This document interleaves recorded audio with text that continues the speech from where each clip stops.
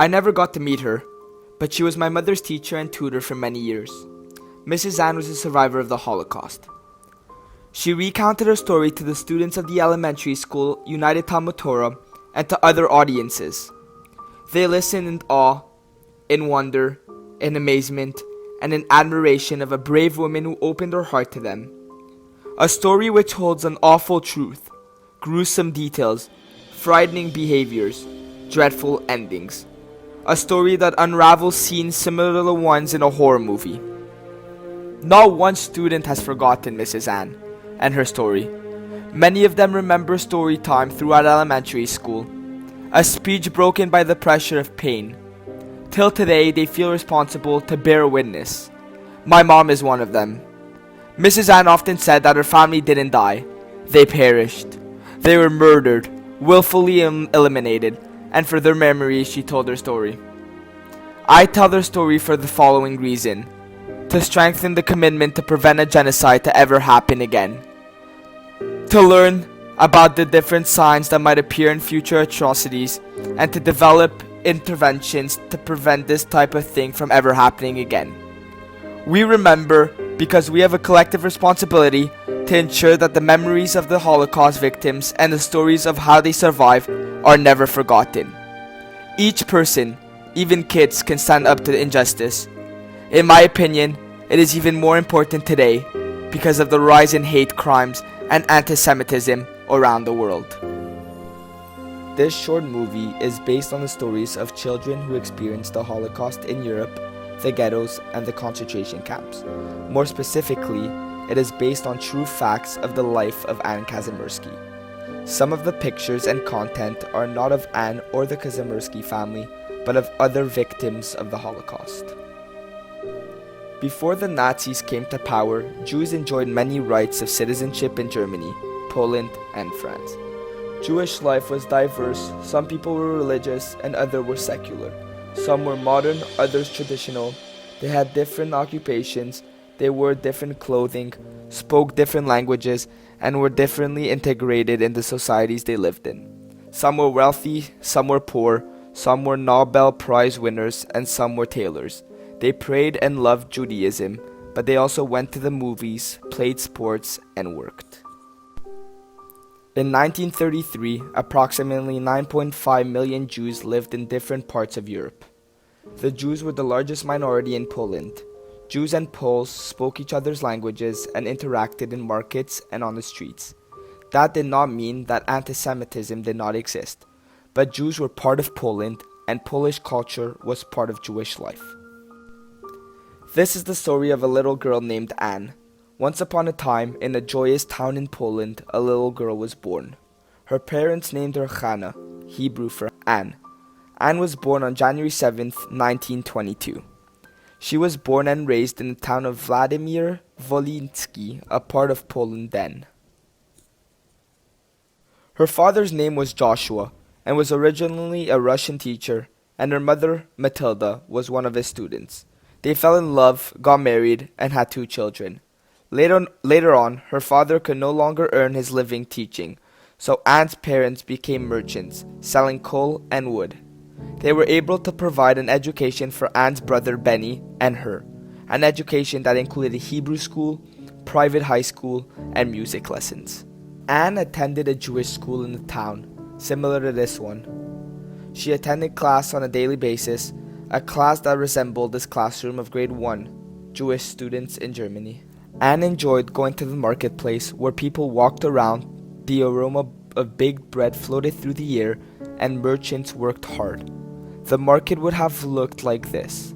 Stores lined narrow streets and peddlers had various stands where they sold potatoes and fruit. There were 2 synagogues in Vladimir Wolinski. Ann had loving maternal and paternal grandparents.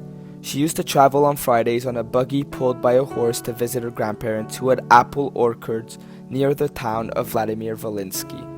This is a picture of Ann's grandparents. Ann often traveled on a buggy like this to go visit her grandparents who lived nearby. She loved them very much. Ann grew up surrounded by love and selflessness and devotion. She lived in a simple house not far from a river called Smoch. In her backyard, there was a shed where her parents kept horses. Anne lived with her family and grandparents in a home similar to this one. Across the hallway, Anne's paternal grandparents lived. After 1933, the German government slowly excluded Jews from public life and public education. Therefore, the Jews created Jewish private schools to provide Jewish kids with a safe learning environment. As a child, Anne attended Hebrew school, Tarbut, where she received a Jewish education. Anne was a good student and spent hours studying. Young Jewish Polish girls were similar to these young ladies. They learned to speak Hebrew, but also they studied European history and Polish and even Latin. Music played an important part of Anne's life. She played the violin and the piano. Her father inspired this love of music in his children, and he was also a well-known violinist.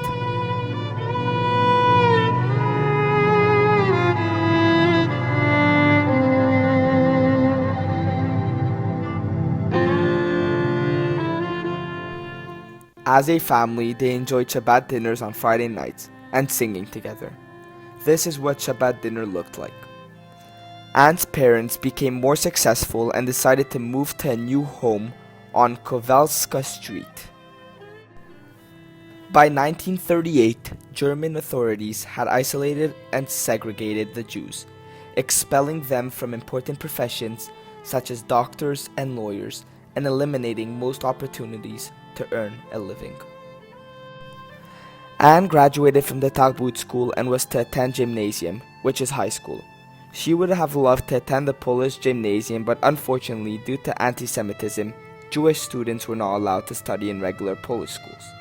Anne attended the Farna Street Gymnasium, a Jewish high school, and at the beginning of her third year, the Russians took over Vladimir Volinsky. The school looked like a building similar to this one.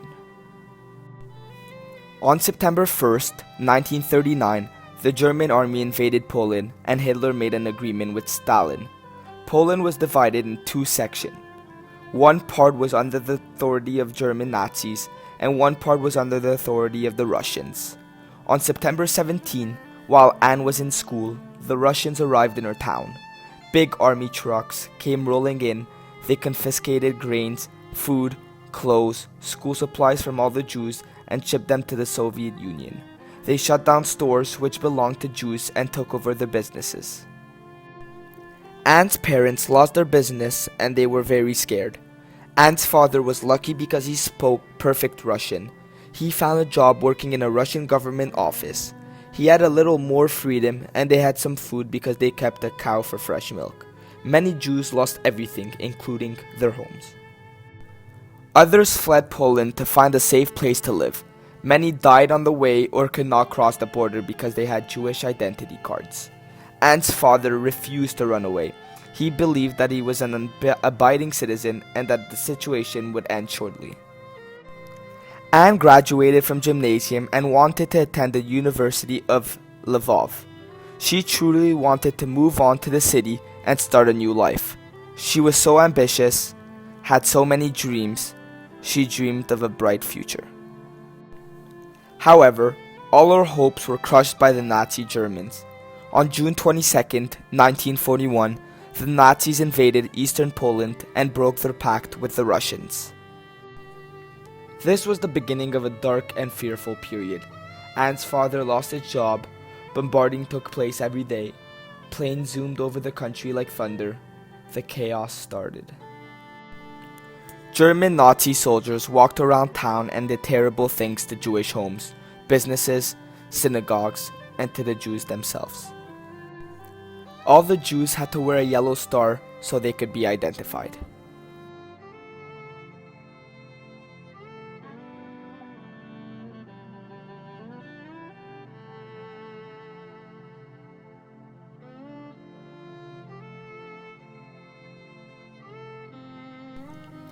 Anne and her family wore similar stars of David on their jackets.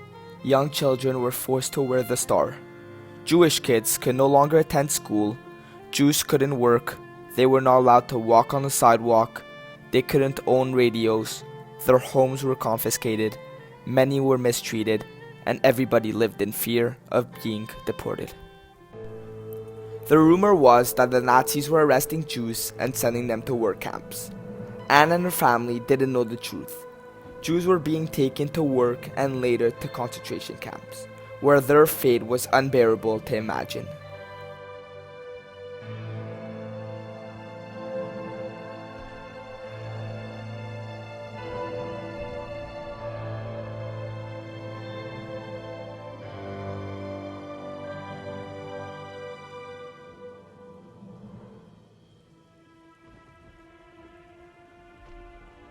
On July 31st, 1941, Anne's life changed forever. Leon, a Pole that had worked for the family business, arrived at the Kazimirski home. He climbed over the gate with his gun. Anne's father was forced to get dressed and go to work. Men were forced onto trucks like this one. Years later, Anne described that terrible morning when her brother Benny and father were taken away by the German soldiers. A man, his name was Leon, and he was working for my father for many, many years in the coal business. He came one morning with a rifle around his shoulder.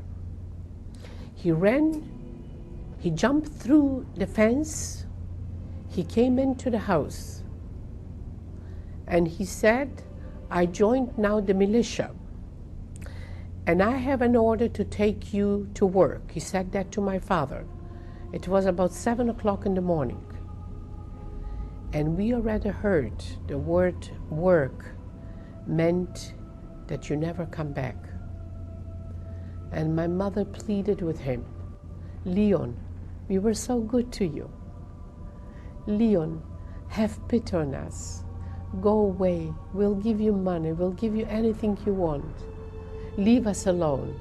He says, "No, now it's your turn to work," he said to my father. My brother Benny, who was 18 years old at the time, or maybe 18 and a half, he heard a commotion. He woke up and he said to my mother, "I'm not going to let my father work by himself. Daddy, I want to go with you." My father motioned to him, "Benny, go back to bed." He says, "No, I'm going with you." Anne's father and brother Benny were later killed at the prison and never made it onto the transport. Anne and her mom were scared and devastated. They were left all alone. They desperately tried to find out what had happened to their family. Anne met her husband in the middle of the war. She had received information that a Jewish dentist who worked at a German dental clinic could perhaps have information about Benny and her father. She took her courage in her hands and went to the clinic. It was love at first sight. Henry Kazimirski was an attractive 5'7" man with a wonderful sense of humor. He never told anybody that he was Jewish, and he treated German officers. He had a special work pass because he was a dentist. Shortly after this meeting, he told Anne that her brother and father had died. Anne never told her mother, hoping that she could spare her mother the sadness. Within a few months, Anne and Henry got married. There was no party, no guests, no wedding dress, just a little ceremony at the rabbi's chambers. Henry loved Anne dearly and was devoted to protecting her and her mother. Within a few months, the German clinic was closed and Henry found another job. There, he met Hahn, a dental assistant from the German army. He was not Jewish, but he was a great human being. On April 13, 1943, the Germans set up a ghetto with 2 sections. A ghetto was an area surrounded by a wall and barbed wire. Only Jews lived in the ghetto, and their homes were given away to soldiers and others. There were strict rules in the ghetto. Jews were not allowed to leave the ghetto unless they had a work permit. Jews couldn't walk on the sidewalk. Jews had a curfew. Many families lived in one small crowded apartment. Jews received rations for food, very little food. The ghetto of life was for skilled craftsmen and healthy workers, and the ghetto of the dead for Jews who couldn't work.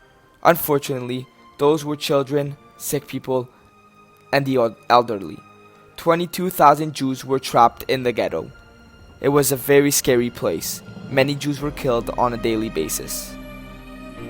Henry lived outside the ghetto because he had an Ausweis, a special permit. Anne had an Osweis and also lived outside the ghetto. However, her mother lived in the ghetto with her sisters and parents. On August 31st, 1942, Henry, Anne, and her mother rushed to a hiding place. Henry had gotten news that there would be an action in the ghetto. An action was when the Nazis rounded up hundreds of people to load them on trucks and trains to send them to work camps and concentration camps.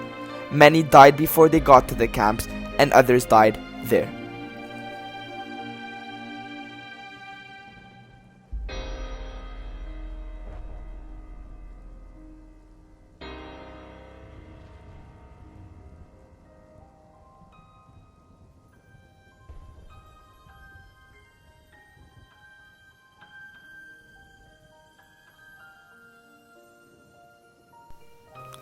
Anne and Henry and her mother arrived late at night at the hiding place. It was the German dental clinic in front of the ghetto, where Henry once worked. Han was waiting for them. He opened the back door and snuck them up to the attic. A small room with a tiny window and a bucket. That's it. The attic resembled this picture. Many people hid in attics because they were scared of the Germans. Han was not Jewish, and he didn't do this for money. He was just a good, decent man who cared about his fellow human beings. To Anne, he was a savior. During the day, Anne and her hiding mates couldn't walk, talk, or make any noise. They were to remain quiet in fear of being discovered by the dentists or the clients in the clinic. Han brought them a little food and water every evening. He emptied the waste pan on a daily basis. They lived in a total fear, but they had no other choice. Shortly after, Anne heard bombings, gunshots, grenades, screaming. The action had begun in the ghetto.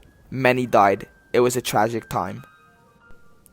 In total, over 18,000 Jews from the town of Vladimir Volinsky were murdered between 1939 and 1945. Anne and her family remained in the attic. The heat was often unbearable. Anne cried a lot. After a few weeks, Anne and her husband had to leave because the Germans were looking everywhere to capture more Jews. Her mother returned to the ghetto to find her family. Anne and her husband hid in the attic of Maria Wisborska's home on Kosharna Street. Maria was Henry's patient and had offered to help if things got bad. Her husband hated Jews and would denounce them to the Gestapo if he knew. Maria's young children knew about the guest in the attic and kept the secret. Maria brought them home cooked food every day and truly cared about them. She brought news about the ghetto and told Anne that her mom was safe and was working. Many weeks went by, and in March 1943, Anne and Henry were forced to leave Maria's home. They had no other choice but to go to the ghetto. They lived in a tiny room with Anne's mother and 10 other people. The room was filthy, and the conditions were terrible. They received work passes and had very little food. One day, Anne's mom touched her face with her soft fingers and said, "My dear child, I lost your father and Benny, but you are chosen to survive. You must live on and tell the world about how we suffered and we died. You, Hanale, must have courage and you must fight for your life. Always remember the saying that Abba and I taught you, Tsum Koing." To the king was a phrase that meant always show courage even when speaking to the king. On December 13th, 1943, the liquidation of the ghetto was announced. Hundreds of Jews were captured and sent away. Others were brutally murdered in mass graves. The Germans destroyed everything and burnt everything. Anne and Henry tried to escape the ghetto, but they couldn't. They were trying to run away, but the Nazis were everywhere. Finally, they walked into an abandoned home and someone called them into an attic. The boards of the roof did not fit tightly. It was freezing cold. 12 people were cramped into a tiny space. It was very scary. Anne cried a lot. Life was becoming unbearable. One morning, there was a commotion outside. One of the men hiding in the attic recognized Anne's mom. Through a tiny crack, Anne saw SS officers dragging her mom. Anne lost her mom on the tragic day. Through a tiny crack, she saw the sky and the white snow and what evil looks like. Anne never saw her mom again. From there, Anne and Henry moved out of the ghetto and went into hiding under a silo on a farm. a tiny hiding place that Zaslav had built for them. Life was difficult in hiding. Anne was sad. She was very scared to get caught by the Nazis. They wanted to kill all the Jews. Anne and Henry moved from one place to the other in the night. They slept in the hayloft of a barn in various farms. Wojtek and his wife were also heroes who hid Anne and Henry and saved their lives. They provided a hiding place, warm blankets, and food for them. Later, Anne and Henry joined the Polish partisans in Bielin. The Polish partisans were a resistance group that fought against the German Nazis and their collaborators. They were an underground group who lived in forests and fought against the German army. These units welcomed Jews in the area of Poland. They destroyed bridges, demolished ammunition storehouses, and fought with courage. Anne and Henry traveled to Lutsk. When they arrived, the Red Army had surrounded the city. They were greeted by soldiers who couldn't believe their eyes. How could they have survived? The war had ended. They ate their first meal, the first taste of freedom. From there, they traveled to Lvov. Henry started working in a dental clinic. However, anti-Semitism was still alive. On April 4th, 1945, Anne gave birth to her first son. From there, they moved to Berlin and then to Canada. On June 28th, 1949, Anne and Henry and their sons arrived in Montreal. They settled in Saint Agathe in the Laurentian Mountains. Anne and her husband also had a little girl. This is the story of little Hanale. She was sweet and beautiful, with her red hair and magnificent smile. She lived a normal life until pure evil knocked at her front door. Against all odds, Anne miraculously survived and settled in Canada, where she raised her beautiful family. Anne later became a teacher at the United Talmud Torah School of Montreal in Quebec. She was a choir leader and organized musical events in the Jewish community. She always remembered the message that her mom had told her. Always remember the saying that Abba and I taught you, Zum Koing. For years, she advocated on behalf of the Holocaust victims. She told everyone her heartfelt story of survival. She wrote a book about her life in Poland during the Second World War. She testified against Westerheide, a former SS official accused of complicity in the murders of 9,000 Jews in the Vladimir Volinsky ghetto during World War II. She also gave her testimony to the Shoah Foundation created by Steven Spielberg. For years, she taught her students to sing, but if you listened carefully, her voice was always the loudest of all. She loved and was loved. Once upon a time lived a little girl named Hanale in a small town in Poland. She grew up to be a wonderful woman. Strong on the outside, yet so fragile and wounded on the inside.